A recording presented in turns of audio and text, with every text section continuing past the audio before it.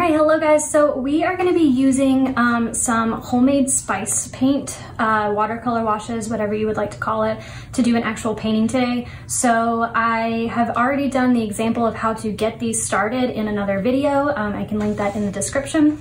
But we are going to just move on and do this as the second part. So if you watched the first video, you will already know that we have ground cinnamon, ground clove, and ground paprika as a watercolor wash. So cinnamon, clove, paprika, and I'm going to be doing a painting of a peach and peach slices. I'm just going to start with painting it. I'm not going to draw it out first. You're welcome to do that if you would like. And then once I do a couple coats of it, I'm also going to add some detail with a fine point Sharpie. But primarily the entire thing is going to be done with the washes. So I am going to start with the ground clove, which is this nice yellow color, because a majority of the peaches have this color in it, and then I'm going to use the paprika as an accent color.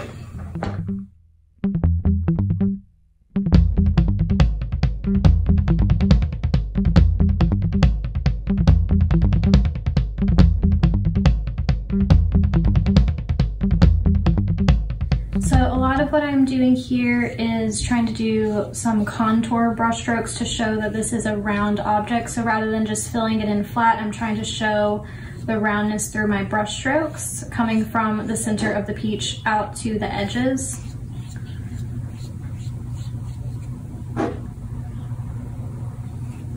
This is, again, my base color. I'm going to use the paprika seasoning on top of the clove to bring in some of the orange. For the most part though, I'm doing a base, and then in areas that I know that I want darker, I am trying to do a second layer.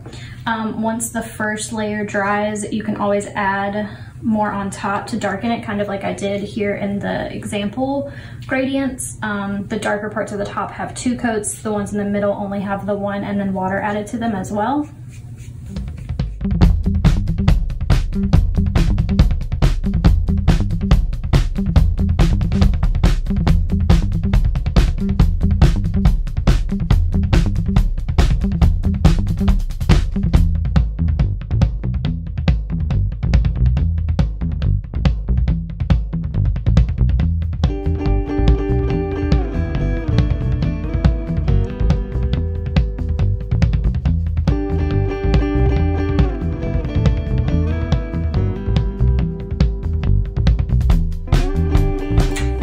Also would like to add some shadowing under everything as well.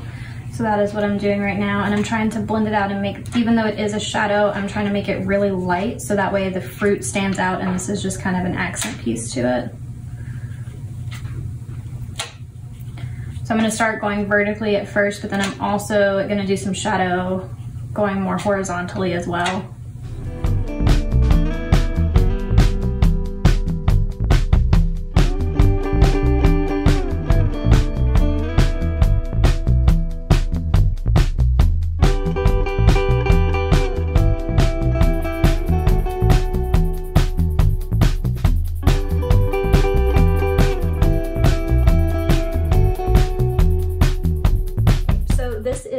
The first layer with just the clove on top of it right now. I'm going to let it dry for a few minutes to where the paper isn't as wet, and then I'm going to go in with a second coat and do the paprika for the second layer.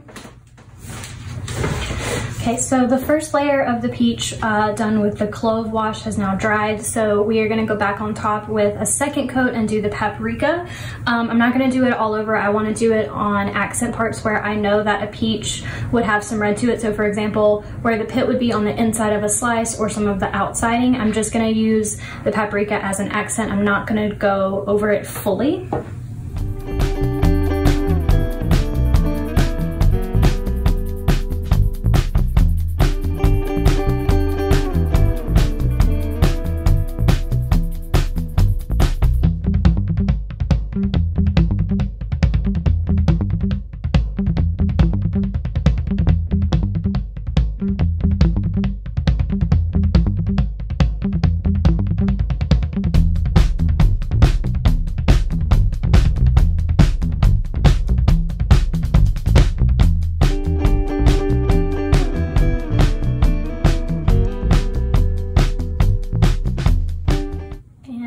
last few places I want to do it is on the sides of my peach where it might also be a little bit red. And again, I'm going to follow that contour line that I did the first time. So that way I can keep showing the roundness that it has.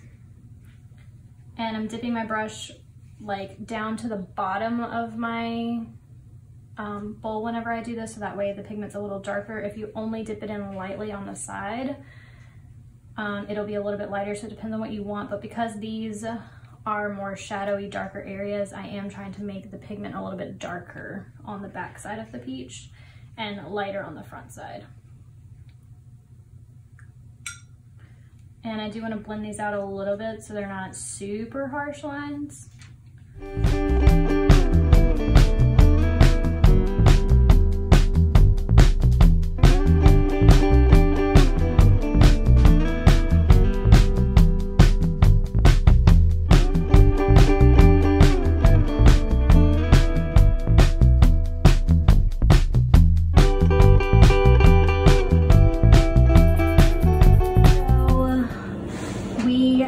Let the clove dry. We've done a second coat with the paprika and let it dry, and now I'm going to do a last coat where I'm just going to go over everything with a Sharpie and kind of detail my painting out a little bit more.